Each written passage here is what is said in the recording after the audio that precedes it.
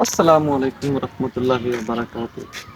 मेरा चक सैदा और इदे अहले इलाके नाल इदे गिरदोनवा जेह्ड़े छोटे छोटे विलेज हैं उन्हां अग्गे एक मुतालबा है कि ए स्टेशन चक सैदा वाला जेह्ड़ा तुसी वेख रहे हो काफी खूबसूरत और इदे काफी कम होए ने, इदा की कसूर इन बंद क्यों कीता गया? वजह ਇਹ जनाब साडी बूला बाला दी आवाम और चक सैदा दी आवाम नाल मिड मोड़ दी नाल अपना कलश शरीफ है, अगे कंडा है, मैणी दी आवाम इस स्टेशन का रुख करदी आ।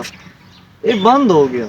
ये जनाब साढ़े वास्ते जेह्ड़े मुलाजम बनने आ, खास तौर पर मजदूर बनने आ, जेह्ड़ा आम तबका मैट्रो दा और इदा स्काईवे डब्बियां दा किराया नहीं भर सकते, उन्हां वास्ते की हल की है? साडी अपील है मलकवाल रेलवे स्टेशन के जेह्ड़े वड्डे हैं अफसर उन्हां अग्गे असीं गुजारिश करदे हैं कि बराए मेहरबानी जल्द अज जल्द साढ़े चक सैदा रेलवे स्टेशन बहाल किया जाए ताकि गरीब आवाम का फायदा हो, ज्यादा किराए भरना की बजाय सस्ते होन।